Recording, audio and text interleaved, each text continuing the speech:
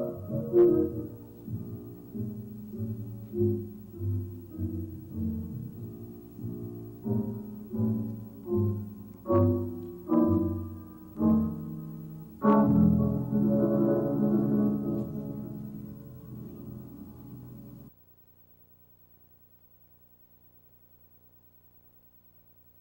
afternoon and welcome.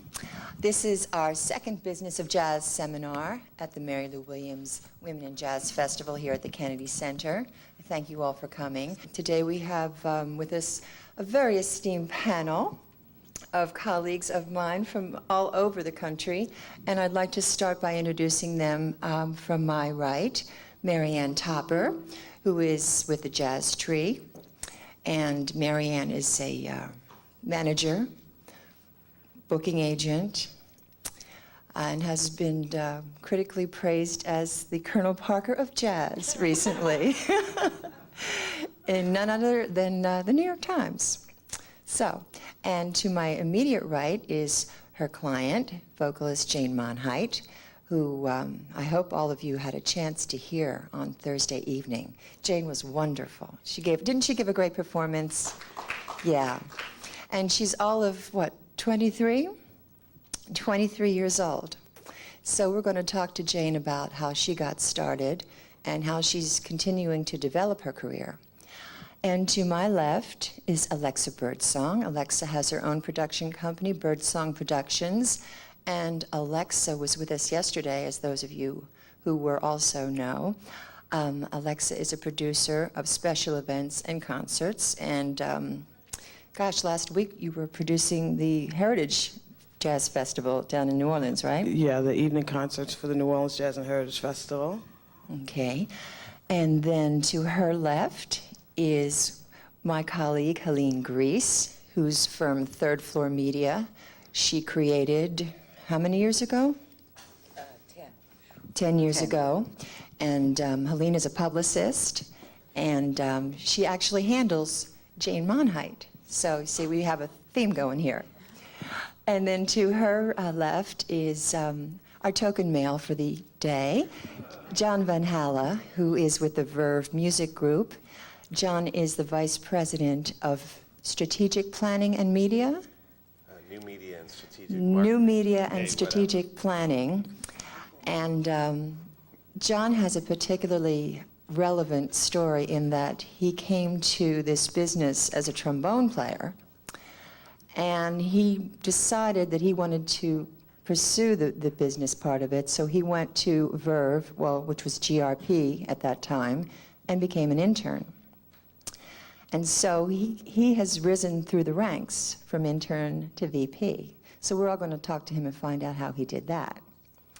But all of the folks here today have a lot of experience in a lot of different areas that I think will be helpful in addition to their own personal experience. So after they make their introductory remarks, we're going to open the floor and we'll just have an ongoing Q&A. Okay? So I'd like to start with Marianne. Marianne, can you just give us a brief overview of how you came to the business and where you are now, where you see yourself now? I actually started my business, the Jazz Tree, the year Jane was born. So in the early part of my career, I was a professional vocalist and a professor of voice at several universities around the country, and I had the great fortune in Boston to meet several major musicians, including Miles Davis, who ultimately influenced me to go into the business. Ray Brown was a very strong mentor, and I really wasn't sure what that meant, but it started out as a booking agent so that I was able to book many, many groups, learned the business from that angle, and ultimately found my way into management because I felt so many artists that I was booking had no career direction. They just did gigs. And I felt logically that was not the way to develop a career. So I started with, I had many, many clients over the years, Tony Williams, J.J. Johnson, a lot of legends. But in the early 90s, I decided that I would like to return to younger musicians, which is the age group that actually I was teaching at the university, because I felt it was a very great challenge in today's market to be able to establish a career early on and not make perhaps so many mistakes doing it all on your own. So I've had other young musicians, Christian McBride, Joshua Redmond, Diana Krall, among others, and now Jane is the focus of certainly what I call the developing artist part of my roster, along with another young bassist and vocalist, Richard Bona. So that's where we are today. Okay, thank you. Okay, now we're going to hear from Jane. Well, I grew up with a lot of music around me constantly, all different kinds of music. And once I made the decision to go into jazz, I figured that the best way for me to start out would be to get the best education I could. So I went to a conservatory in New York City. So, you know, I put myself in the right place, surrounded myself with all the right people, and learned everything I could. I did that for 4 years. Hung out at the clubs, met as many musicians as I could, and learned as much as I could from them. And then when I was getting to the end of college and realized I was ready to start putting together a career, I did the Monk competition, because that was a great place to get exposure to a lot of different people in the business, which is hard to do when you're just going to jam sessions and things like that. And actually, you know, it was other people who, you know, kind of recommended doing that to me. And, you know, my voice teacher, Peter Eldridge of the New York Voices, people like that, who provided a lot of guidance. So basically, as a young musician, I just latched on to everybody I could that had a lot of experience and kind of gained knowledge through them. And that's where I met Marion Topper and Carl Griffin, who's the president of Encoded Music, the record label that I'm signed with, and the rest is history. To be continued. Alexa, how about you? So I produced concerts and festivals and special events, and in 1985, I went on my first trip to Europe, and I wasn't in the music business at all.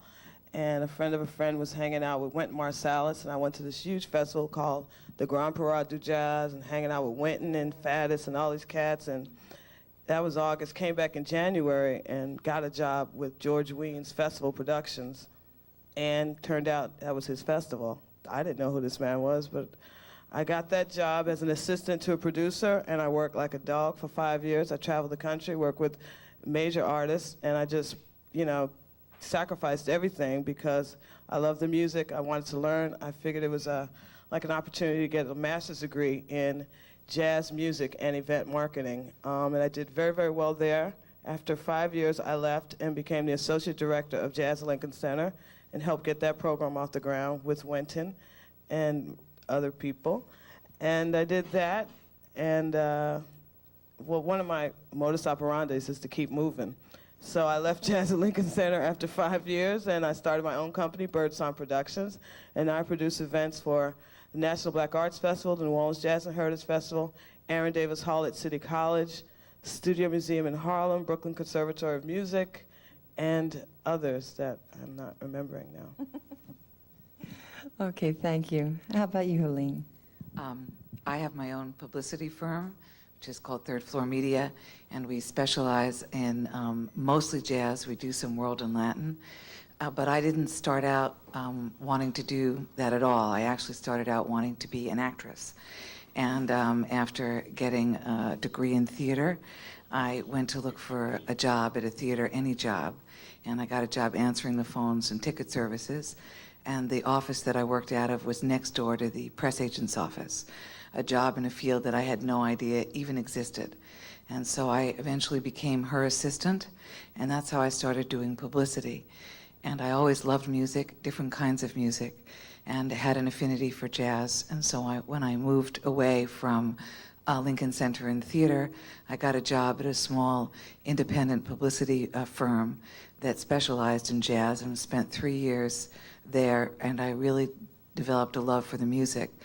But then I went on to really get diverse experience in publicity. I headed the publicity team for Radio City Music Hall. I did some work in films for TriStar Pictures. I headed for publicity for Philip Morris, for Benson and Hedges Blues and Marlboro Country Music before starting my own company 10 years ago. Great, thank you. And John? Linda mentioned, well, I work for Verve Music Group. I head up our new media and strategic marketing efforts right now. I've done a lot of different gigs there, and she mentioned earlier that I did start as an intern. But prior to that, I was a trombonist and band leader, and traveling around working wherever I could, as I'm sure many of you understand how that is. And the bands I led we always considered ourselves jazz musicians, but we did have to do what we had to do to keep money flowing in so we could pay our bills and get to the next place. So we were working musicians, what I would describe as high-level trade musicians in many cases. Bands I was with were never signed to a record label, and certainly not as talented as Mr. Billy Taylor, who's in the audience, or things like that. So all along, as the band leader, and I became the band leader as the trombone player, because if you're a trombone player, you want to work, so you got to make the gig. So I made the gig, and then I became the band leader because they were my gigs. So I was booked, and then I developed a pretty good talent for business through being a musician / band leader, really because I was a trombonist. And no trombone jokes, please. But all along, even from a young age, I did know I wanted to work for a record label. And although I didn't really know what I was getting into, I really made a good choice. I have a great opportunity to help our artists and really assist musicians that in many cases, if not all cases, are my idols and heroes. So it's an awesome opportunity, and we can go into more of that later. What do you call a trombone player with a beeper? I missed that. If you want to get me started. Okay, do I need to repeat the jokes? What do you call a trombone. trombone player with a beeper? But I'm An optimist. An optimist. Yeah. Okay. Moving on. I thought maybe we'd start out talking about vocalists, since we seem to have a number of vocalists in the audience today. You need to be a self-starter, obviously. You have to work and work and work on your own for a really long time before you start to reap the benefits of your efforts. I think we would probably do well to start with Jane. If you could talk to us about your story, like, I know you grew up listening to the music. How did you professionally? What was your path? Well, I've been singing since I was learning to talk. I was kind of doing both at the same time, and I was lucky enough to be part of a school district that had a really, really wonderful music program, especially in jazz. And so I started my education very early, but I realized pretty early on that, a lot of times it's assumed that singers aren't very good musicians. And so it became incredibly important to me to prove that wrong. So I really concentrated a lot on my education. I went to Manhattan School of Music for 4 years and got a degree in jazz. And I probably would have gone on to get my master's if I hadn't started working so much, but for me, that was definitely the most important thing. And also, just associating myself with really good musicians and sitting in a jam sessions and working with people who were a lot more experienced than me and learning everything I could. As a singer, I think that is the most important thing you can do, is be as strong of a musician as anybody else. And I think I owe a great deal of my success to that fact. How did you meet your band members early on? Were they schoolmates of yours, or were they folks that you went out and met in clubs? And if that's the case, how often did you have to go out to clubs to network, and how important was that? It's very important. I did meet a lot of musicians in college, and that was wonderful. But as far as meeting people that are older and more experienced, you really kind of have to get outside of college. And I found out which jam sessions in town were the good ones. And I went and I sat in enough times that people started recognizing me and knowing who I was, and I started making friends with people. And now the people that I form bands out of today are from those groups of musicians, people that I met in those clubs. So just like anything else, you have to network and you have to develop relationships. Marianne, can you kind of elaborate on Jane's career from your perspective? Well, we'll start here in Washington, which was September of 1998, which is when I first heard Jane sing the semifinals as well as the finals of the Monk competition. The New York Voices are also my clients. They have been for 12 years. And Peter Eldridge is a member of the Voices, and Peter Eldridge was her teacher. So he had been telling me about a young singer that he felt was very promising, and that he encouraged me to come down to the Monk competition that fall to hear her. So I flew down, and there were about 15 semifinalists, I believe, and Jane was next to last, if I'm not mistaken. So I was having a long afternoon, and I was very tired, and it was dark in the club, and it was beautiful outside, and I was really anxious to go. But then she came up, and I always have an immediate reaction. Some managers don't, but because I was a musician, I have an immediate musical reaction to what it is that I'm hearing, of course, and it was very strong that day. And I remember Wayne Shorter was in the room after the semifinals had concluded. And I went over to him and I said, so? So he said, yeah, it's the one with the hair and the perfect pitch. I said, this is an extraordinary, young, beautiful voice. The voice was what grabbed me. It will always be the voice that grabs me, no matter whether it's the voice of a trombone, but these are the unique sounds that I listen for as a manager, because that is ultimately what's going to carry across to an audience. Jane, obviously, the rest is very well documented. The next night, she followed the extraordinary Terry Thornton, who ultimately won the competition. I believe Terry was about 62, 4, something at that point, and Jane was 20, almost 21. But after Terry Thornton's performance, which was number 3 out of the 5, she got a standing ovation. She did I've Got You Under My Skin. She played and sang, and it was absolutely startlingly, the electricity was in the air. And Jane was next. And I was sitting next to a critic friend of mine from Boston, Bob Blumenthal, and I said, you know, this is going to be the test.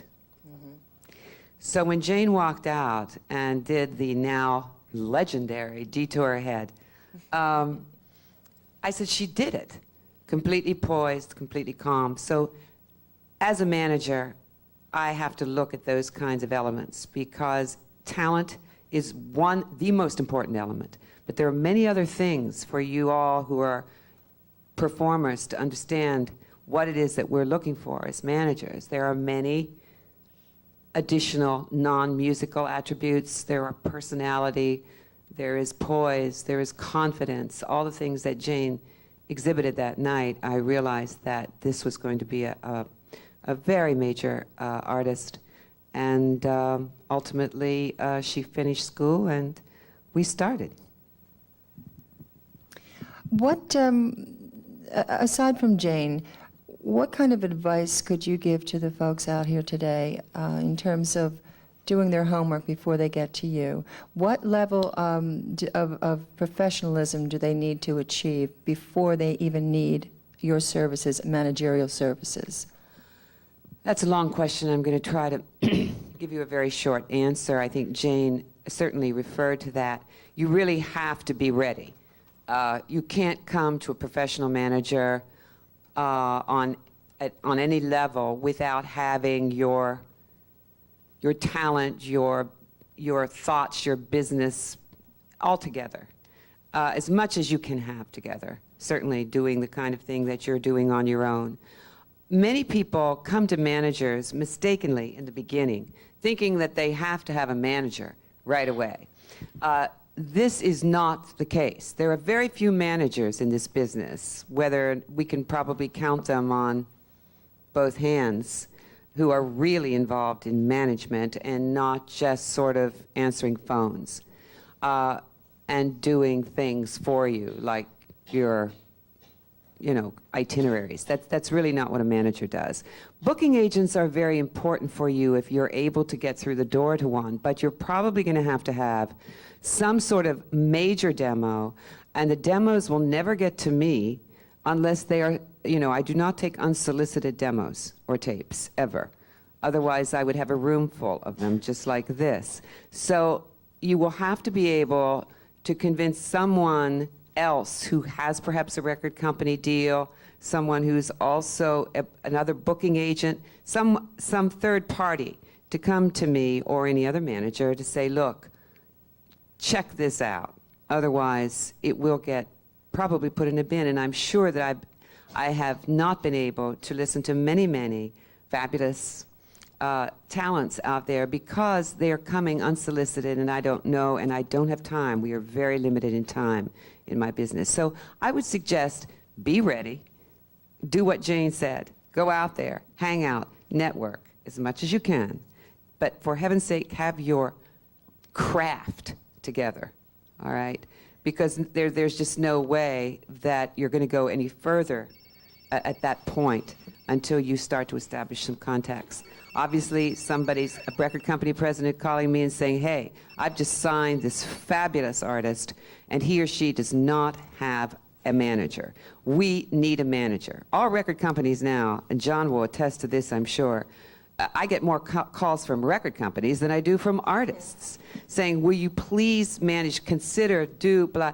And I said, look, there's only so much you can do. When you're managing a career, it is a 24/7 operation, really. So that's about all I need to say. Thank you. Yeah, I wanted to ask John, from the record label perspective, do you take unsolicited material?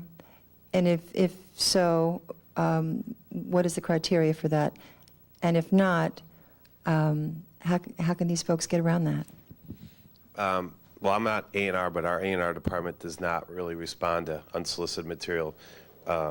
Mary Ann said it really well, and she's right on the same thing. We don't, our A&R staff does not really have the time, and their rooms are filled up with tapes as big as this because people are sending it in. But it's not really in your best interest to do that. You're just going to be wasting your money on your CD and your postage. It is a difficult process without, it's difficult to get attention in any business, and certainly in our own. And Mary Ann touched on a couple of the ways to go about it. Certainly, you have to pay attention to who is reacting to you, and then whenever possible, try to help them become a missionary for your direction that you want to go in. If I'm out playing a gig and someone's really paying attention, and this could be in Chicago, Des Moines, or hopefully New York too, which we know is really the capital of where jazz is developed these days, try to get people to help you, and there's a way to do it. I mean, if you are cool and friendly and you're not just selfish and trying to get something just for yourself, you can get a lot of help from people by asking and for information as well. But some of the ways that, some of the checklist, I'll get really more specific. In this day and age, attorneys are really important, even in the jazz record business, certainly in the pop music business, in terms of bringing projects to an A&R staff. And in this case, how do I get to a good music business attorney? Well, find out if you have any friends that do have even a small label deal or whatever. That's one of the ways. Let me even back up further and say there is no absolute one right answer. And if there was, I'd probably be signed to a label somewhere. I'd run my own. So there's a lot of ways to get to the same goal. But one of the ways is getting a hold of a music business attorney that does have some connections. Mary Ann really was talking about getting to someone who knows someone who can get to someone else. And that's not an easy thing. But musicians, other musicians that may champion your music, certainly getting to a manager when possible, getting to a booking agent, getting to someone like me who's not A&R or our receptionist is certainly valid if you've made friends with people like that. But other musicians and just broadening your network within those that do this for a living is very important.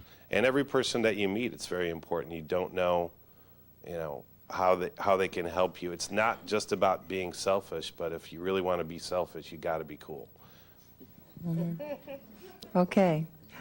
Helene, what attracts your eye when folks send you packages, and I know you get quite a few?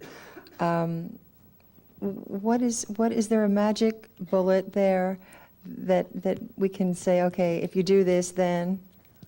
Well, I'm kind of on the same page with Marianne in that as a publicist, first of all, I'm also going to back up for a minute. In like building a professional team for yourself as a musician, I'm kind of the last person that you would add on.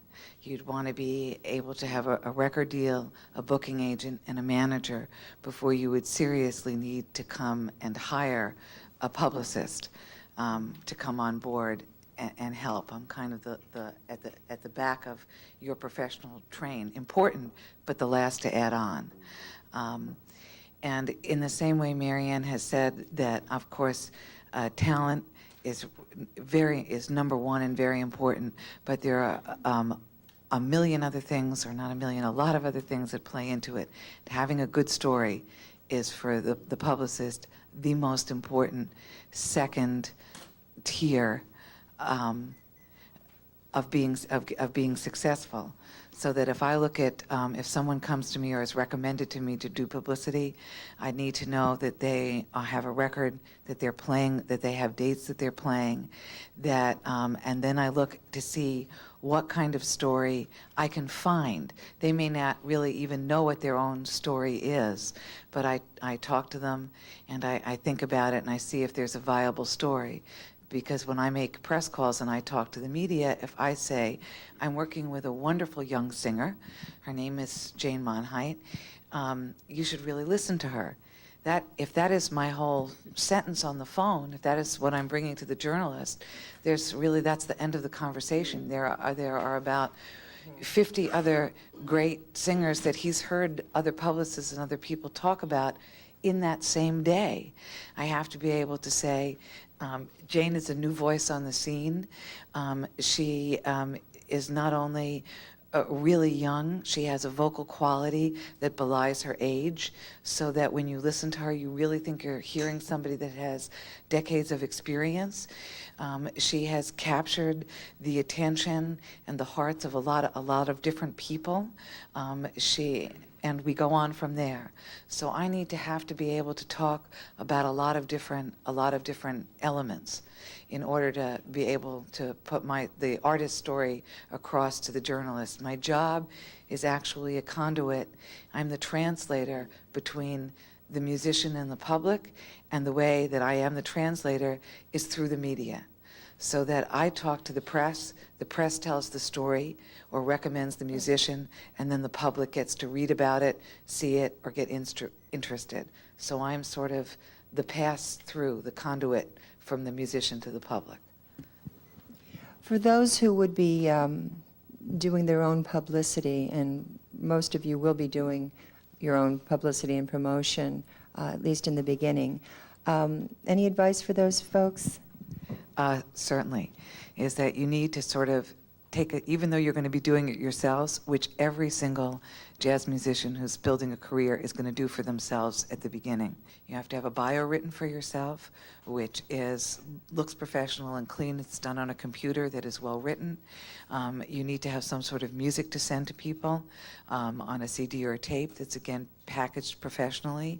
You need to have a photograph of yourself, an 8x10, at least a black and white, that, again, also looks professional. And so you can really do a lot of research on the internet now to build a mailing list, to build people to send it to. And if you think you can pull it off, if you're making calls and following up on yourself, I'd adopt a different name and pretend you're not the musician. But only if you think you can really do that. And put some distance between yourself and who you're calling. Because journalists, like record label people or managers, may feel funny telling the truth about what they think about something they're sent if they know they're talking to the artist. And actually, there was an actress in Hollywood who is very successful at getting herself cold calls and auditions by doing exactly that, by pretending she wasn't herself and someone else. So, Okay. What? I know that's awesome. But you're right. You got to be able to pull up. You gotta be able to pull One thing that's not as cool as that I would suggest too is asking for an informational interview where you're not putting the person on the spot and you're appealing to them for just a moment of their time to give you information. What you're accomplishing then is them paying attention to what you've done and maybe listening to your music. And I do this. I just did it 2 days ago with a musician in New York, and he just asked me for information, and he was nice about it, so I was nice back, and that still works. But the difference was he wasn't coming to me and saying, will you sign me to your record label, in which case I would have said, I don't have time for that, because I wouldn't have. I have a lot of musicians, old and young, calling me for these types of, can I just have 5 minutes of your time, 10 minutes of your time? Even that sometimes gets very difficult, but I do try to accommodate if they're, if it's a polite sound, it's not. For example, here's the opposite. 2 days ago, there's been someone trying to reach me for a long time, sending press kit, and he does have an intermediary, but the intermediary is very annoying. And so she called at about 9:58 a.m., 2 minutes before my office opened last week, and said she was coming in from Brooklyn today, and would I have time to sit down with her and review the CD? So obviously, I did not return that voice message because it was completely without any idea, really, of what kind of time frame we're talking about. And if I do ever review CDs with unsolicited tapes or tapes with anyone, certainly the appointment's going to have to be set up weeks in advance. So if you want to do that and you want to schedule an informational interview, you're probably going to have to go through the receptionist to the assistant, and the assistant's going to say, well, Mr. Van Hala or Ms. Topper will be available perhaps at the end of the month. So just be prepared for that, but you have to keep trying. But if you do use an intermediary or yourself as that person, try to at least understand a little bit about the intensity of this business, because we're doing 5 to 50 things at one time. And so if it's do it smoothly, and I think we'll probably return the call. Okay, thank you. Alexa? I think I said yesterday that I try to listen to everything that's sent to me, and as a producer of events yearly, I need new material. I need new people to work with. Cassandra Wilson, Terrence Blanchard, Wynton Marsalis, these are my friends. They are presented around the world constantly. I can only present Abbey Lincoln in New York City once a year. I need new stuff. And also, I've arranged my career in a way where first of all, I work with other people's money. A lot of people in the business want to be promoters. I don't want to be a promoter. I want to be a producer, so I can make artistic choices as well as fiscal choices. Second of all, since I work with large budgets, sometimes I'm often able to present unknown people on a bill with known people, and I feel that that's a responsibility of mine to do. So I mean, all is not lost. But I mean, I just want to No, and jump in that's and say an that. absolutely it's a very important point here, because what we're doing here is the word is personal manager, and Alexa is looking out there for talent as a producer. So she is able to take this kind of tapes because she is making musical judgments, and you will then have to have your press kit ready, your individually designed press kit ready for her as well, so she can, see where you've been, what you've done, as well as I'm sure her first choice is always going to be what she hears. And also, the difference, I'm not a manager. I've tried, I have managed people, and it doesn't interest me because after the concert is over, it's bye-bye for me and the artist. And so, and pretty much, unless we become friends, I really... What are you trying to say there? I just am not as, Do you mean that? determined as you all are. Yes, okay. Okay, determined. Alexa, we touched briefly, and I think it bears repeating today. Yesterday, we talked about CDs and tapes, and for the benefit of those who were not here yesterday, do you want to just say a little bit about what makes you pick up one versus the other? Well, I think, Marianne, that was interesting what you said, Marianne. When the person is really, really needling you, it's like, oh, I don't want to see that. But I don't know. I sit in my office. I left my office in New Orleans the other day, and I had like 3 tapes. And I looked at my assistant. I said, Maria, make me listen to this one, that one, and make sure I look at that one when I get back. For me, it doesn't really matter how it comes. It doesn't really matter. I just have to listen to it so I don't miss it. Because I don't want to miss it. I want to hear it if it's going to be something that I can work with. But sometimes, you put it on and it just doesn't work for you. And I skim through too. I go right through the whole CD, and if it doesn't catch me, it doesn't catch me. But at the same time, I said yesterday, years ago, I got a scratchy cassette tape of some young girl singing a Billie Holiday tune with an electric guitar, and I'm still looking for that young girl. It was just electrifying. It was moving. So to me, it doesn't matter. I just play. I play it while I'm working on the phone. I know. We're all on the phone all day. Anybody else? John? What was the question? The question is, if somebody It was a great answer. if somebody sends you some music, and you've got to pick it out of a pile, and you can only listen to one, what one makes it to the top? Without knowing what it would sound like? Yeah. Wow. I don't know that there's one single answer to that. It's going to absolutely depend on my mood at that moment. It could be, but some of the elements that might come into play, that certainly would. The packaging would, but then again, I might pick up the blank one with crayon written on it over the one that looks really slickly packaged. It's a question of taste and how you feel at that moment. In terms of, if I got a stack of, this is assuming I know nothing about any of these things that are sitting there. Then it's obviously based on how it looks and how I react to that at that moment. Generally, though, everything that's sitting in that stack, I know a little bit about each one of them. So I can't really By the answer time your it gets to question, you, yeah. I had a friend come over the house, and this is somebody who I didn't know was a musician. I just met him, and turns out he's quite an accomplished musician. He has a band, and they tour all of his own push. He just wills himself into gigs and stuff, and he records these CDs, and he came over to the house the other day, and he plopped a CD down on the table, and it was beautiful packaging. And the title of it was Such a Much. That was the name of the CD, Such a Much. And I'm like, you are really talented. This is not even jazz music. It's sort of but it was beautiful. I think anybody would be interested in that CD. Just 'cause it's so I think that we made the point yesterday, and again, I want to make it today. You need to be original. You're all your own art, and you need to reflect that. You need to learn how to do that, package yourself, and then go for it. Be creative and be original. I think it's important as well to have a really strong sense of who you are and what you want to put out there as an artist. For me, it was really simple because I'm singing the music that I grew up listening to. And there's kind of this image of me now, in evening gowns all the time and like all this glamour. But that, for me, it's been my whole life. It's been a really natural process.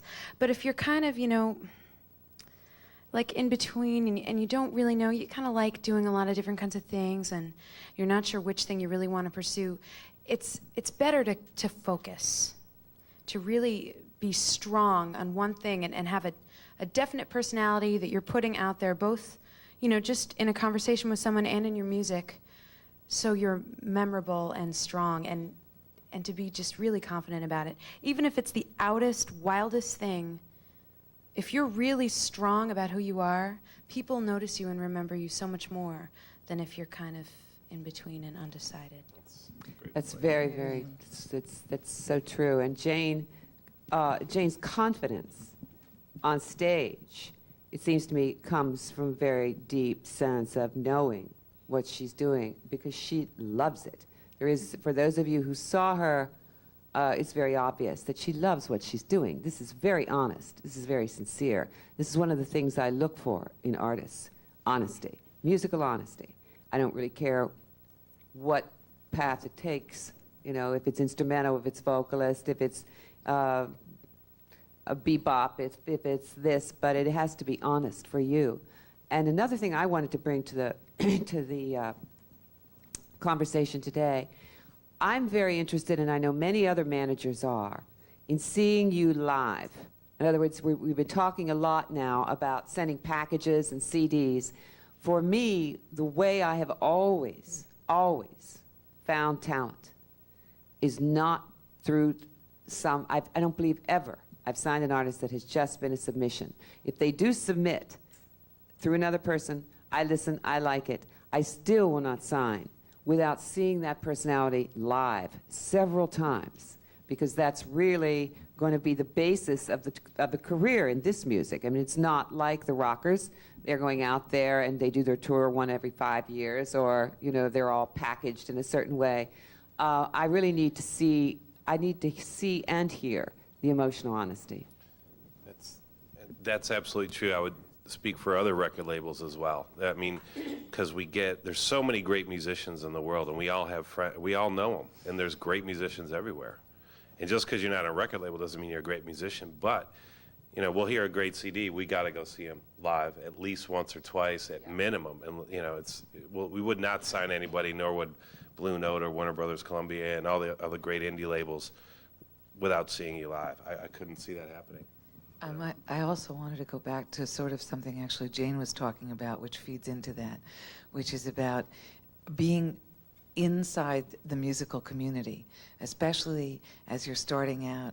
If you find out where there are jam sessions and play gigs and play with other people, because really the way to get through is something that John was also talking about too, is to find somebody who will find somebody else, who will find somebody else who has access to a label, to a manager, and get those people out to see you and to hear you and to get noticed. And I know when I'm hanging out with my friends who are musicians, people will always be telling me about, you got to check out this person, you got to check out this person, this is their own little CD, or they're playing next week with so-and-so as a sideman. And that is really, within the professional community, within the business community, we take our cues from the musicians that we know who are professionals, because they're out there, they have unbelievable ears.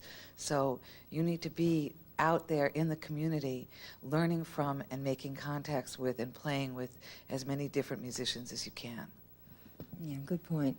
We also talked about location yesterday, and the point was made, I think Karen Briggs. Are you here, Karen? I saw Karen earlier.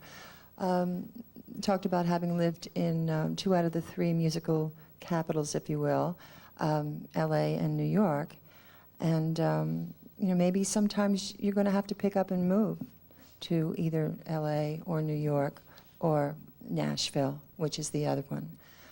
But you really need to be dedicated and driven, and you got to really pound the pavements on your own before you can partake of the services of these folks up here. I'd like to open the floor for questions. Yesterday, it was mentioned 2 or 3 times that people need to be very versatile, but then Jane just said to be very strong on one thing. I mean, so I think the versatility was referring to musicality, if I'm not mistaken. Weren't we like talking Karen about? was saying, she did everything from rock to gospel to opera to what. I mean, I know what you. Go ahead. Do you, I think that for me, I grew up and, you know, with all different kinds of music, and I studied all different kinds of music. And when I was working through college as a sideman with all different kinds of people, I did do everything. And it was, you know, a great way to make sure I knew as much as possible about music.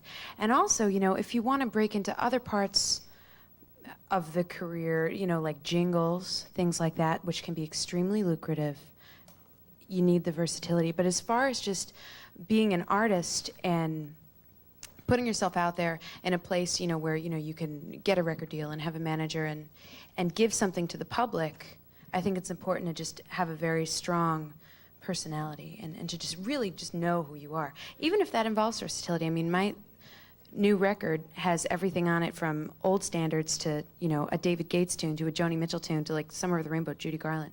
It's got a lot of different things, but it's all me because I have a really strong idea of who I am. So I think both things are really important. It's just, you know, when to kind of use them. I think it's the when, because obviously she's not doing weddings anymore, but weddings were important, you know, and I think that when you're out there starting, you have, again, my key word is be ready. That's the mantra, be ready. So if you have to go in for a top 40 band, just be able to do it all.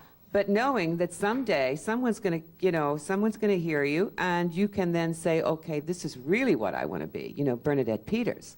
So, but it's a matter of timing, and the versatility is important in the beginning.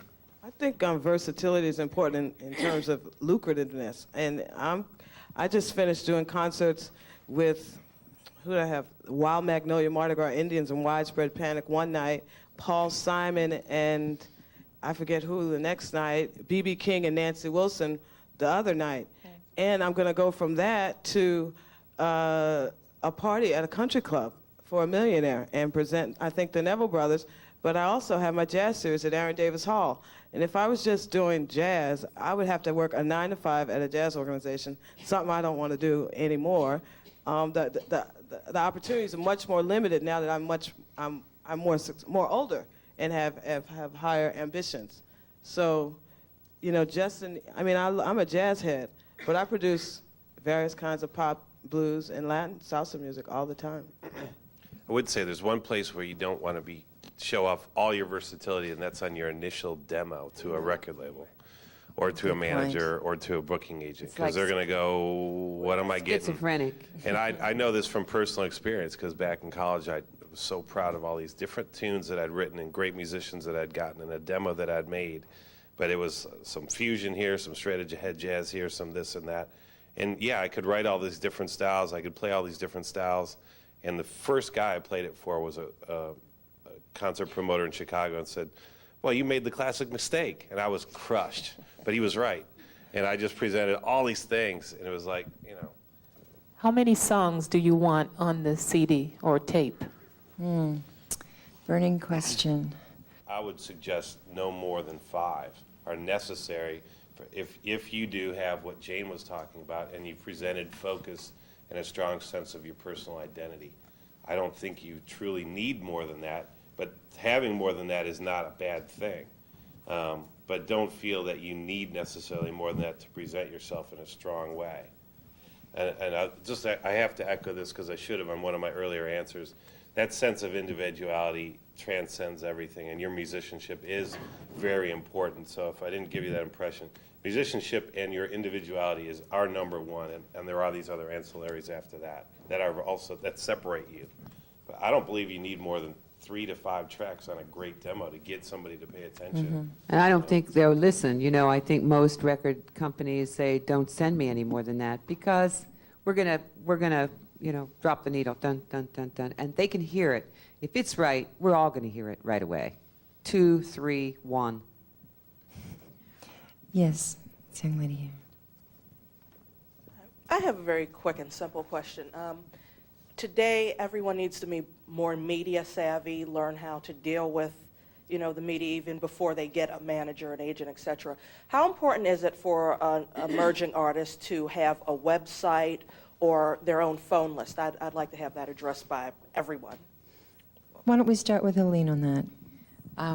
I think that the web is still growing, but it's a really good. It sort of replaced old grassroots, what people used to call grassroots, and so that if you can do it, I certainly think that that it's additive, that people can find you in a different way. Let's try and give them in a short period of time. You should develop for yourself 3 to 5 talking points, 3 to 5 things that you want to tell somebody about yourself or about what you're doing. And of the 5, if you have a record, certainly one of them would be about that and where people could find it. If you're playing a live date, it certainly would be what that is and where you're playing, and then you can think about what your other messages would be. I come from a gospel background, but I've translated that into jazz. Maybe that's what you are, or what you want to communicate. Whatever it is, but you should think about 3 to 5 things that you want to communicate about yourself and your music, so that you have that message. And if you're having an interview, no matter what questions people ask you, you have to find a way to come back and get your 5 points in.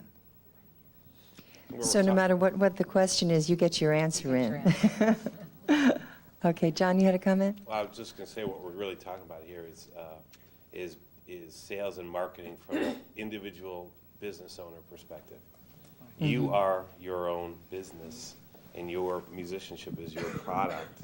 And I don't mean to get commercial with the art here, but it is when you're doing it all for yourself. So it's actually very helpful to read not just some music business books, but actually there's some good books out there that help you with ideas on how to market yourself as if you're a sole proprietorship, which is in many ways what you really are. I got a bunch in my office, but I don't. There's a couple actually that relate a jazz group that I love these books to a well-run business, but those are more for a bigger business. One's called Jammin' and one's called Leadership Jazz. These are by 2 authors that get the fact that a jazz group is so similar to a well-run business. But there's some beginning marketing books. I would just surf either at a bookstore online or go to a Guerrilla bookstore. marketing and all of that. I'm sorry. The guerrilla marketing book. yeah. Actually, that's exactly what I'm Yeah. thinking. Yeah. I love that We book. That's That's very perfect good. for those. this. Yeah.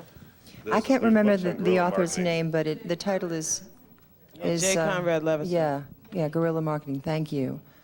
Okay, did that answer your question? Well, I'd also like to hear from a man, for you. Marianne, do you at all surf the web for someone you've heard live and see if they do have a site, what it looks like? Yes, but that's only because someone will call me and tell me where the website is of an individual that I'm looking for specific reasons. So if you build it, they may not come, is what she's Yeah, saying. exactly. But I think, you're seeing a sort of team up here today, which goes beyond the sole proprietorship. Obviously, Helene mentioned that she was the caboose. For me, she's the helper engine. If any of you know about trains, when they're going up the hills, they have to bring in the helper engines in the old days. And there is a communication. Obviously, in Jane's case, we are now, organizing together her marketing strategy, her media planning, et cetera. Things that you won't have necessarily, even if you have a manager. I have Helene Grease assisting us in a team effort because the record company has agreed to provide her services. You see, so there are various things that go on with record contracts, which are very interesting, saying, okay, how do I afford a publicist? Well, if you're lucky enough to find a good one, they're probably going to come, as Celine is, as an independent publicist who works for many labels, projects for many labels, including Terence Blanchard and Jane and many, many others. She works for our company, too. Absolutely. So my job as a manager is to look out on the field of publicists, of which there are many, very few good ones, a lot of medium ones, and a lot of others who call themselves publicists. Helene Grease has always been on the top, one of the top layers of publicists in this particular music. So when they say, Marianne, what do you want for your artist? I say, I want, as part of this deal, I need an independent publicist, because we will move in a different way with that. And that is very much, people talk about how quickly Jane has come into prominence on a media level, television, print, et cetera. There's a team working up here. This is just 2 parts of the team to make that artist's talent, this artist's talent, go out to the public in a way that would be, it's more efficient. Efficient is the word I'm looking for here. Jane, I just wanted to ask Jane, how did you handle the media before you had Marianne and Helene on your team? What kinds of things did you do that might be helpful? Well, actually, I'm the wrong person to ask because I didn't really do much of anything. I was in college, and I was a student, and I was working a lot as a sideman, and I didn't have any of my own gigs before I met them. I had a few, at restaurants and things like that, and it would be because, I came in playing with someone else's band, and they liked me and they hired me. But I have a lot of friends who do this kind of thing for themselves, and what they do, they're bringing their press kits that they've put together themselves and their demos to club owners around town. They're constantly pounding the pavement, and they get themselves gigs, and then they make up flyers, send them to everyone they know, leave them around other clubs, and start a mailing list with people who come to their gigs, and start a website, post gig dates, and contacts, all kinds of things like that. And they have built up these whole things for themselves. I never had an opportunity to do that because I did them on competition, which is another kind of thing you can do when there are competitions and situations like that. There's a million things like that out there. I can remember when I was in college, there were constantly things posted all over the place that you could enter, go to a place where you would be performing in front of people in the business who are specifically coming to find new talent. And that's the road I went down. So. Okay, did anybody else want to? I just want to say about the web, I use the web when people tell me to go to the Sterling Soul's website. If I want to hear something by an artist really quickly. I also use it to research artists on Amazon.com. It's a huge resource. It's like a library, Amazon.com. But also to hear what people are saying about artists in chat rooms and on billboards. That's, I do, just to hear what people are saying about different acts. Oh, in chat rooms and billboards. That's where the general public discuss what, this concert happened last night and what they thought about it, or yeah. I know a number of artists who do that, who go on anonymously and see what people are saying about them in chat rooms. But, just quickly, I think there is value for you to have your own website, especially if you're gigging. But I would only say you cannot expect people to find you just because it's there. Right. And it's a great vehicle, though, for you to also collect the information. If you're gigging and you're telling people, go check out my website, and then you could link to an online retailer that if you do have a CD that you're able to sell and even make a couple extra. And it's better for you to not just sell it yourself if you want to go eventually into a records label scenario. Because if you can call me up and say, oh yeah, by the way, Amazon.com sold 500, it's more impressive to me than you saying I sold them. Because a lot of people say they do things that they don't always do. I'm not saying you would, but it's a more impressive thing to us for a retailer to have sold it. Because that's how record labels sell records, through retailers. Okay, thank you. First, I just wanted to say, Helene, the going and soliciting stuff under an assumed name, it works. It does work. It does work. Makes so much sense. Experience, it works. But I don't know if I'm in the minority here in the audience, but I was wondering, as an aspiring on the business end of things, if we could get a brief synopsis of, I know Mary Lou? Marianne, I'm sorry. You said that you were a musician. Originally, yes. Yes, and trombone. Still. Right? How, without feeling like you're not an accomplished musician, or just because I've done the gig thing on a small scale in New York, and I felt more at home soliciting gigs for my group, and I felt like that was my strong point. Even though I enjoyed performing, that didn't do it for me. Maybe I'm crazy, but that didn't do it for me the way management does. That's you. My wife, when I first got up to the New York area, she's an actress. And if you know anything about that business in New York, it's as difficult as the business we're talking about right now, or more so. And I saw her while I was practicing, and then before my gigs at night, she was doing mailing after mailing after mailing. My story is very unique for the record industry for being an employee of a label. So I thought, let me try this. I got a computer, I bought this book called The Recording Industry Source Book, and there's a new version out, which is an awesome book. It's got listings of managers, agents, labels, distribution companies, lawyers, sound studios. It's about $69.99 on Amazon. I looked it up 2 days ago, I swear to God. I did something crazy. You guys will laugh at me. Everybody at every record label, regardless of the genre, that was listed in this book. For example, at GRP, there were 30 people listed, people that had no reason to even care about my resume.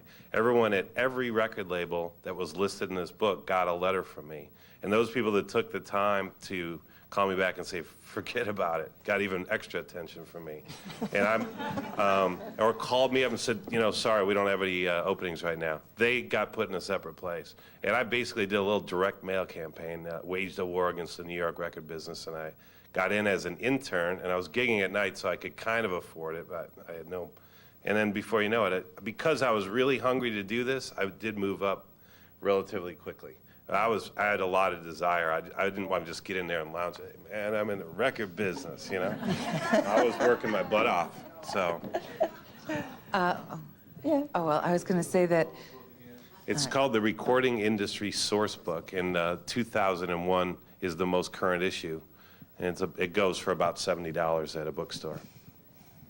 Most people who are working professionals in the jazz side of it come to it because they love the music, because it hasn't ever been a place where traditionally you can make a lot of money.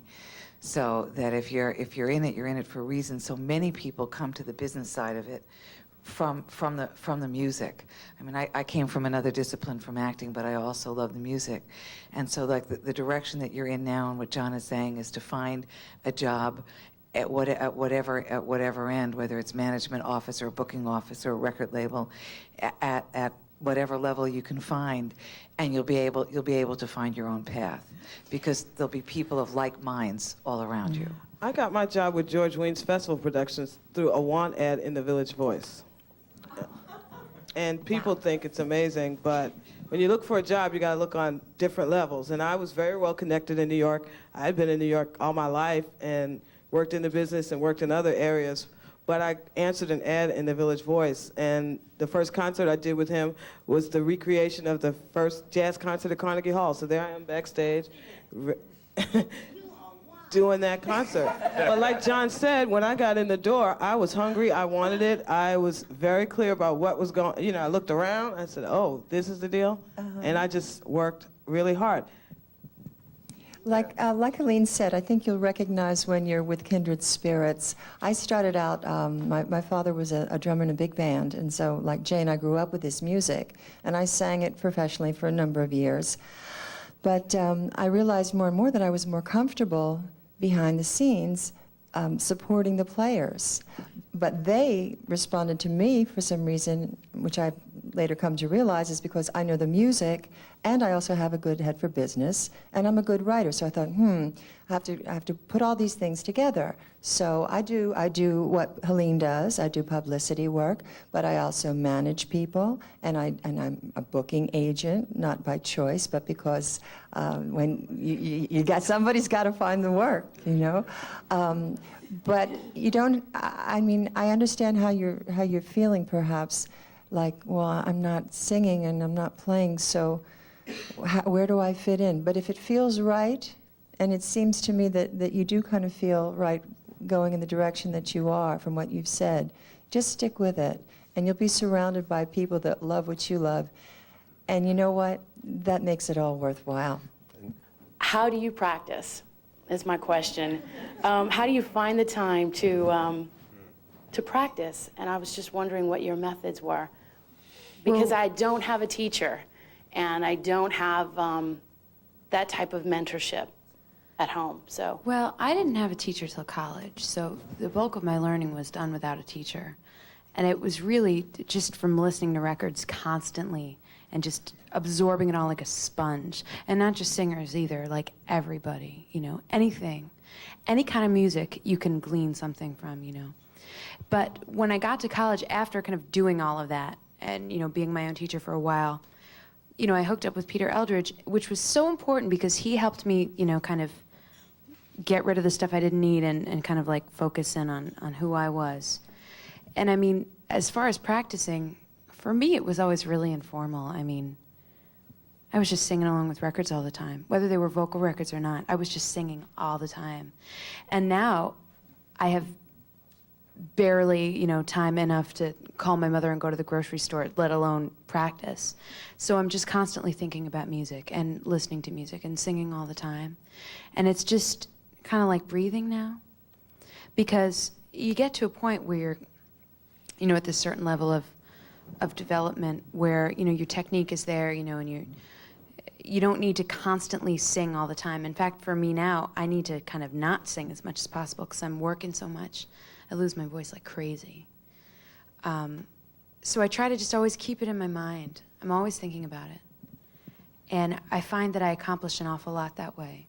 A week will go by between gigs, and I won't really sing much because I'm trying to save my voice.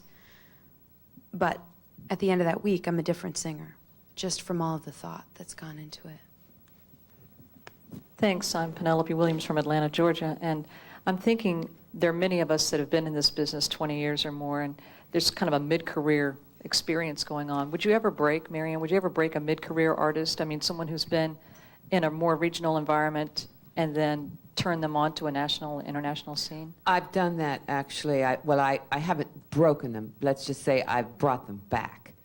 I've not met yet an artist who's been in the business 20, 22 years. I have been approached by a couple of those people, not a lot. But the two that came out of semi-retirement with J.J. Johnson, as Billy is aware of, Dr. Taylor is aware of, and also Tony Williams, who had gone into a certain kind of hiatus. That is a real challenge. So but the process would be similar, except that I start with, quote unquote, uncovering everything they've done to a new generation that perhaps didn't know them. So, but it's still a process that you have to, whatever age it is.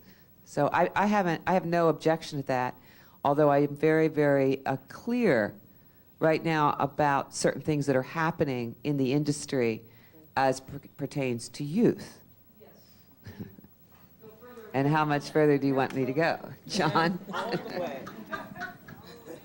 Well, yeah, we're putting out a record in 2 weeks from Clarence Gatemouth Brown, who's just turning, I think 75. I mean, we signed Terry Thornton after the Monk competition, but that's important to say after the Monk competition. We were aware of her prior to it. The late Terry Thornton, unfortunately. But I mean, and Terry was an amazing musician, vocalist, who had this acclaim, which is where we get back to the ancillary things that Helene spoke of. There's a lot of great musicians, and it's the other things that'll separate you out from a label perspective. We don't consciously sign on age. I know that for certain. And I'm not just sitting here because I know the perception is certainly with the quote-unquote Young Lion movement, which was so hot 5-6 years ago. But that isn't really the case now. But I know great musicians, a lot of them that are around my age. I'm about to be 40, and in that 40 to 50 range that have a lot of bitterness because they feel they got no chance to get noticed by a label. And what my response to them, these are my friends, is that that's not what's preventing their being noticed. It is not the reason they're not going to be noticed. So I don't think there's ageism going on. In fact, I know there isn't at our company, and I don't think there really is at the label. There's other reasons why people are not being signed. I will have to say that within the media, there's a huge amount of ageism. And it's a reality that I battle every day when I represent my artists who are not younger. But it's not impossible, but it certainly is something that's real and is out there, and that you need to rail against. And the thing to remember that it's unfortunately not just within the artistic or the musicians community. I just spoke with a friend who works for Time Inc., and because of the economy, they're offering a great buyout to their employees over 50. And he's told me that over 200 people over 50 will leave Time Inc. in the last couple of months, which is incredibly sad to me because their whole sensibility and musical taste, vision will walk out the door with them. as well. That's a problem. So it's a problem, and I would be not telling the truth if I said it's not a problem. But again, it's not impossible. Right. Dr. Taylor? Two things. There is not only ageism, but there's sexism, which is why we do this festival. It's not true when many people have not had problems because they were women, but many have. The reason I started doing this festival, because I got tired of talking to guys, and I said, what ever happened to the girl that played first trumpet in your band? Or where's the drummer that I played with when I was at your school last time? I said, well, I guess they got married. Well, I got married. It didn't stop playing. The whole idea of identifying a problem is not to wail about it, but to do something about it. So, in terms of practice, what you have to do is to make whatever time is necessary to practice consistently every day. Now, Terrence and anybody who's doing films, or even the musicians who are first call musicians, when do they have time? They're in the record studio all the time. When do they have time? They find time to practice, And so here's a guy doing 2 or 3 dates a day. When does he find time to practice? You find the time. You make the time. You put it into your day. The whole idea of getting back to sexism, it really is very important from my perspective, for women to see the diversity, the diversity of what other women are doing, and to realize that the Vi Reds and the Marion McPartlins and the people, the Mary Lou Williams, have prevailed over a basically male wall that they had to scale. And they did it, and so you'd have to find your way of doing it. It's eminently possible, but nothing is solved by saying it doesn't exist, or that this guy doesn't have it, or that woman doesn't have it, or something. It does. You just have to figure what to do about it for you. Well, I mean, I think that it's so much more important, unfortunately, being a woman and a singer, to be as strong of a musician as you can be. That's why I went to a conservatory and did that, it was because for me at that time that was the easiest way to make sure that I knew everything I had to know. But it's like, you're in a situation where you're going to be working with a band. It's like you need to go in, have your charts, and like lead the band, and not let anybody push you around. It's a real shame, but it happens. When I got to college, it took me so long for anybody to notice that I could do anything aside from, maybe get up and like sing a pretty ballad and like, oh, that's a nice dress you're wearing, Jane. Really, and that, even more than just like vocal technique and singing well, I mean, that all goes, that's your instrument, but really knowing the science behind it and really being a musician in any way you can, I think that is so important to break the stigmas, do you know what I mean, that exist about it. It's so important. Yes, the young lady in turquoise. Hi, I'm part of a singing group, a vocal trio that we've been together for now, it's going on 16 years. And Congratulations. It's very, well, it's because there's 3 of us and we're very perseverant. String of Pearls, yes. And it's kind of scary, though. Performed here as part of our festival this year, for those of you who were lucky enough to, yeah, we'll be see at her. Port Authority lobby next week. And that's the hard part. The highs and lows are just so unbelievable. And if it wasn't for the 3 of us having our own contacts individually as our own solo artists, we wouldn't be working now, because we all 3 have solo careers and solo CDs, and we put all our energy into String of Pearls. But in all the calling and all the networking that we do, we're doing it sort of individually. And I don't think that sometimes we follow up correctly. And I don't know if we're missing the point with some people. We haven't heard each other on the phone, how we address people. And I'm not even sure if somebody put somebody off or the follow-up isn't correct. Is there something, is there something to read or some book or just somebody to talk to, or how would it be among us, just the three of us, to just sort of know that we're following up the right way? Because it just seems like if we were, why does it take so long? No, follow-up is real important, but your telephone manner Yes. is equally important. How far do you push? Yeah, and you don't want to be too pushy. You've got to walk a very fine line. I always say for publicists, it's a combination of being a diplomat and a pit bull. Right. It's, Strike a balance somewhere in between. It's somewhere, you have to be persistent, but you can't cross the line to being annoying. Right. So, I don't always leave messages when I call back, because I don't want to be leaving 3, 4, and 5 messages.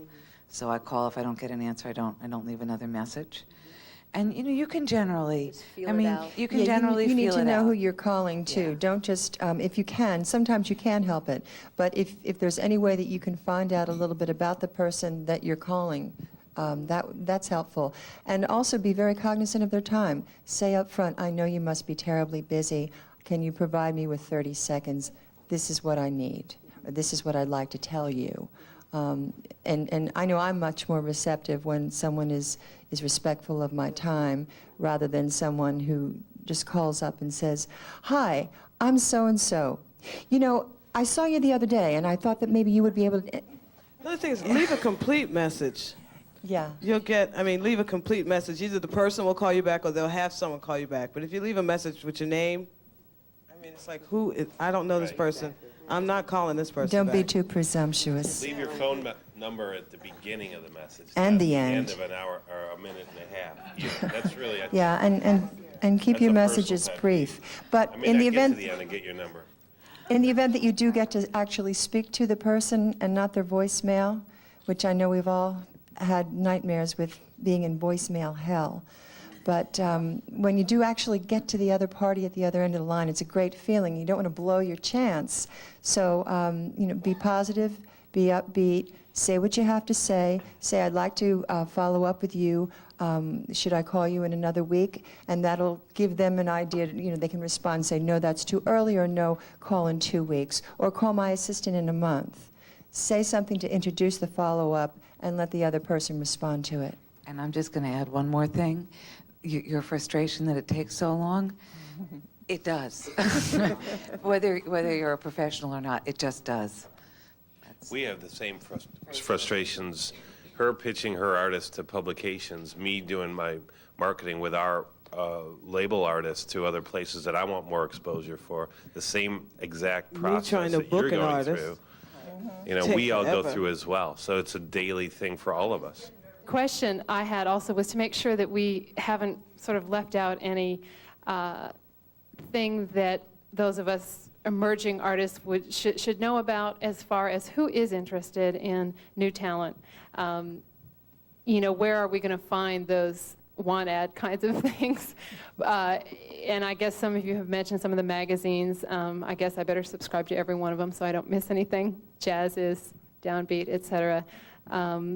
Is there anything else, as far as insider publications or festival publications or web resources that you want to make sure we I think know Jazz about? Improv is an exceptional magazine. It's a quarterly, and it's run out of Vermont now by Eric and Jen Niemeyer. Carpin. No, Jen and Eric got married, so they're Eric and Jen Niemeyer now. In addition to Jazz Times and Downbeat and Jazz Is, we talked briefly yesterday about the festival listings, the record label listings that occurs as every year. In October it's the education issue, in April it's the festival issue. So you come to know and expect these issues on a yearly basis, and you can update your databases through them, and they're very, very valuable tools. As far as other publications, it really depends on what you are. If you're a guitarist, there's Guitar Magazine. If you're a keyboard player, there's Keyboard, Piano and Keyboard, although I think they're...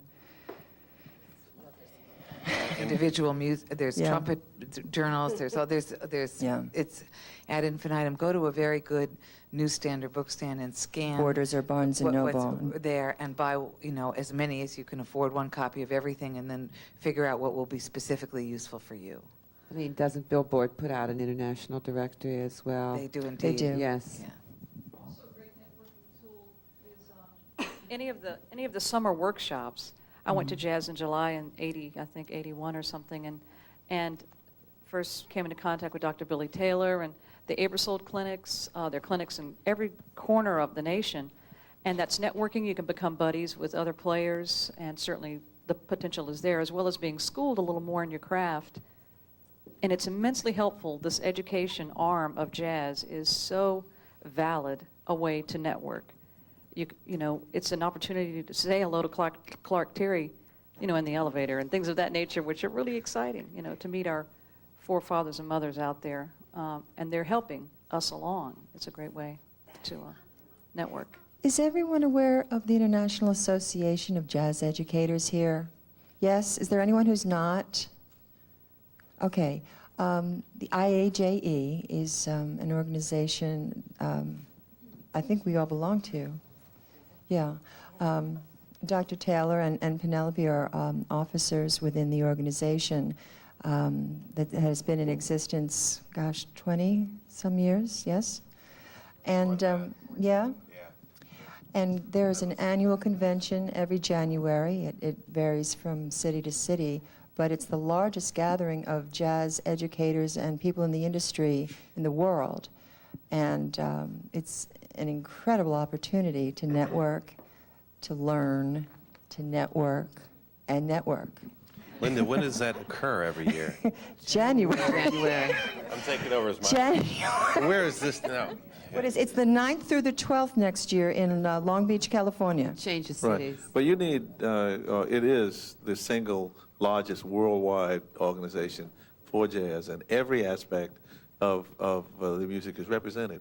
Publishers, managers, lawyers, recording people, foundations, all kinds of people are there, and they're accessible to you. You meet them in the hall, you meet them in the elevator.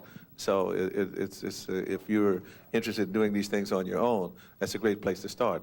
But nobody today or yesterday mentioned two things that maybe you'd like to talk about. And that is, there are several associations of managers that meet every year at different places and different times. I don't know what their schedules are, but they have classical managers and presenters and so forth. Presenters and managers meet. And so it's good for people who want to get over to find out where that is. I remember one year, Chick Corea and Herbie Hancock took a booth at one of the these, I guess it was a convention. APAP? It was a convention of the presenters and Yeah. Performing whoever arts there was, presenters. yeah. And got some gigs. I mean, these are guys who were certainly well known, but they just, for some reason or other, they banded together and decided that they were going to get gigs this way. And they did, and for their individual groups. So you might want to think of those things and look for places where you can do all of the things that you're being advised to do here. Mm-hmm. Well, I know APAP takes place generally the week before IAJE, and it's always in New York. No? Hilton, isn't it? APAP has been in New York ever since I've known about it. Yeah. We'll tell you about it after. John? Yeah, just a clarification on the arts presenters. The country is divided up into 6 regions by the National Endowment. There's the Western Arts Presenters. There is in the New England area, or Northeast Arts Presenters, the Southern, I can't remember what the Southern region is. There's Arts Midwest, which is the Northern Central Belt, and then there's Mid-America Arts Alliance, which is the Southern Midwest. They each have regional meetings, annual regional gatherings that theoretically bring together the presenter with the booking agent, and they do them, as I'm sure Mary Ann's aware, they do them on it's really nuts. They start in August, and they dovetail August through late September, I think. And there are people that actually try and make all of these conferences, which I don't know how they do it, but I've been to most of them intermittently. And then it all culminates each January in New York. It's essentially was, I think, created as a university junket, is what it is, so that people from all over the country could end up in New York in January. And now it's kind of dovetailed with jazz educators, so that they don't happen at the same time, but they happen consecutively in January. And it's where all the multidiscipline presenters and the university presenters kind of solidify their seasons for the following year. So it's a process that starts in August and culminates in January. It's actually changed, I just comment on this, it's actually changed the whole process of booking in the United States. The last 10 years, certainly, there's no more getting a gig next week or next month on a major level.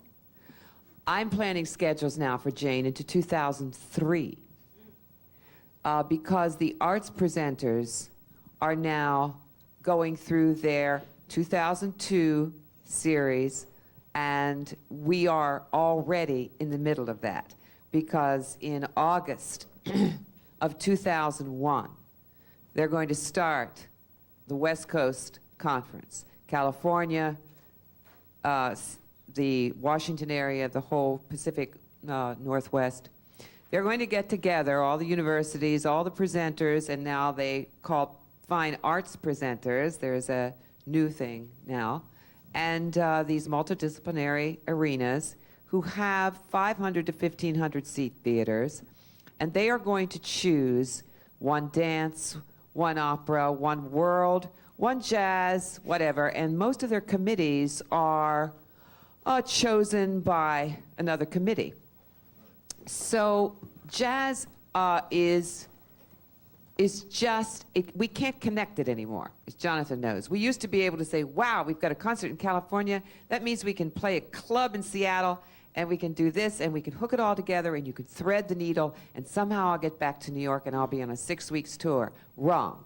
No, now you have to have people out there at these conventions paying $1,200 a booth to sell you a year and a half in advance. So if you're planning weddings, babies, family reunions, make sure that you know that your career, you have to think now a year and a half in advance. Yes. Yes, I had a question regarding a much younger group of vocalists or musicians who aren't ready to be professional yet and who are seeking resources for those competitions or for funding for their musical education. Do you have any resources, organizations, or just resources for finding funding, scholarships, or competition to allow you to find that money to get through your schooling or get your musical education and make it to when you're 22 or 3 and ready to go?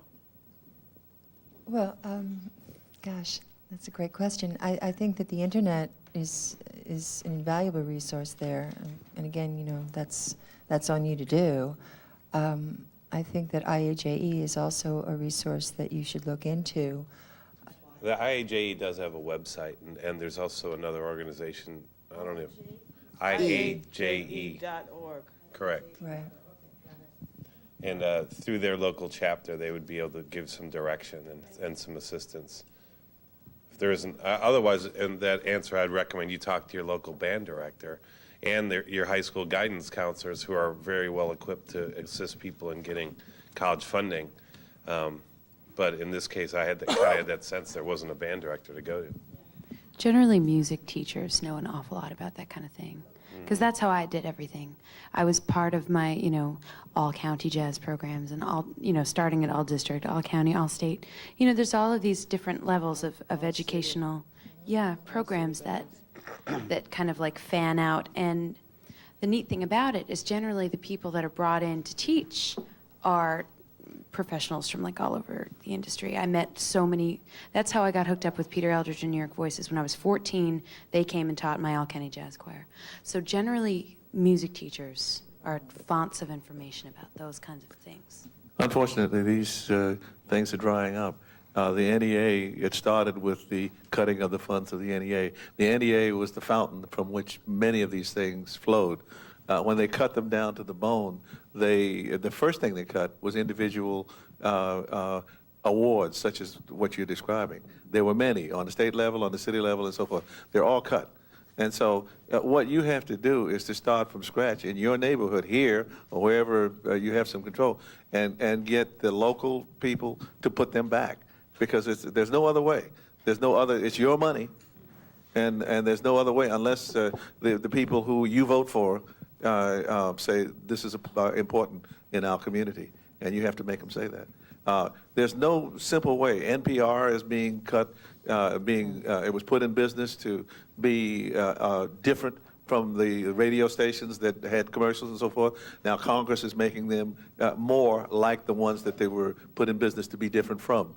So it comes back to those of us who are affected by these things. If we don't say anything, then the people that represent us don't represent us.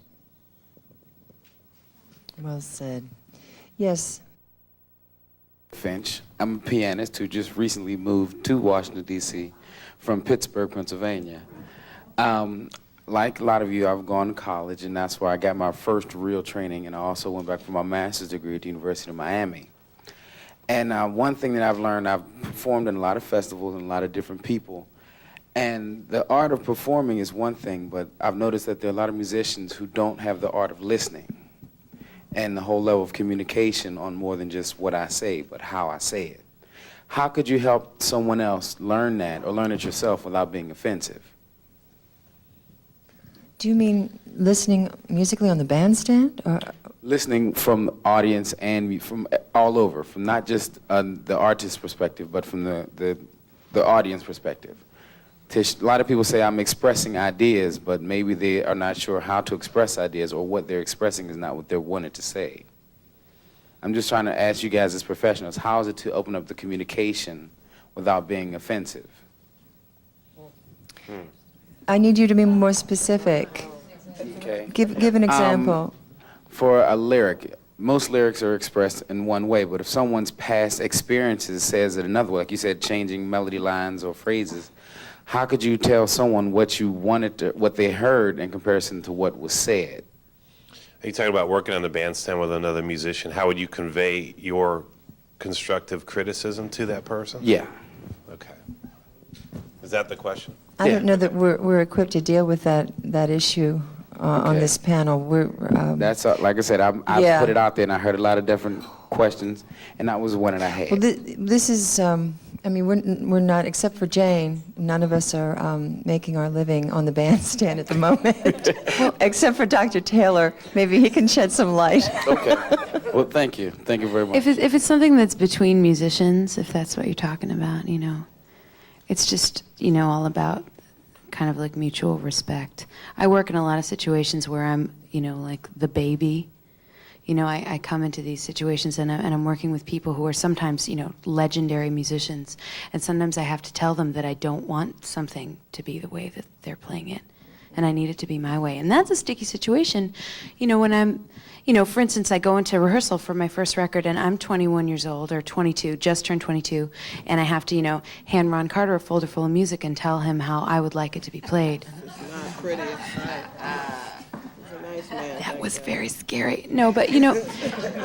She did great. I think, you know, as long as you really know what you're talking about and you're really respectful of other people and I think it's also important to always kind of work with artists that,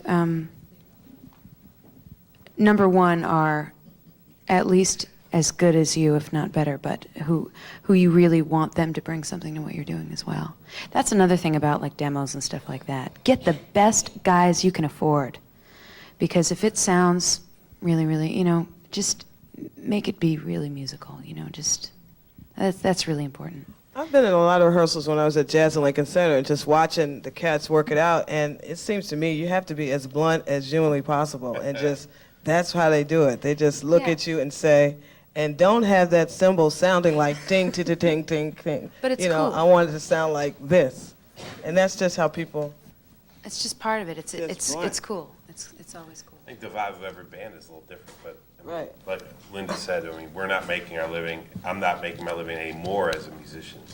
And there's others in this audience who could probably help you out better, but it's with respect. And if you're not the leader, if you're the leader, you can kind of run your band how you want, but hopefully you are showing respect because you'll get more back from your guys. But if you're a sideman to another sideman, there's a different approach than if you're a leader to a sideman. Those are some obvious things. I mean, but it might be helpful to ask them what they feel about what you're doing first. You've given them the opportunity to start, and then you can offer your comments afterwards. Okay, we have time for just one more question. Christina, one little one? Did you start going to Europe? Me? How did that start for you? No, this is the one to ask. Oh, okay, never mind then. That was no No, question. it's Advice on just getting to part of the Europe. process. Europe is on our map. We're going world. Japan is next, we hope. I mean, when you were in college, did you go abroad during summers or? I had been to Europe a lot, but never to play. Okay. When was the first time I played in Europe? Was this past summer? Yes, July. July, I played Pizza Express in England, and it was a showcase, for business people, because, no one really knew who I was. My record wasn't selling too much over there yet. It was released, but, no one knew who I was yet. So we had to set something up among business people so we could, hook up publicity over there and, the distribution for the record and all those kinds of things. They have to come first, unless you're a sideman. And that's, I had actually a lot of opportunities to go overseas as a sideman, but I didn't take any of them because I was in college and I really didn't want to leave school. All kinds of things, from cruise gigs to, I think I even got offered something in Hong Kong once that I turned down because I didn't want to miss my midterms or something like that. But, opportunities have funny ways of presenting themselves, and you just take the ones that feel right. Well, at any rate, I thank you all for joining us today. I hope that we've been able to provide you with some helpful information and given you some tools to use when you go out there and fight the fight.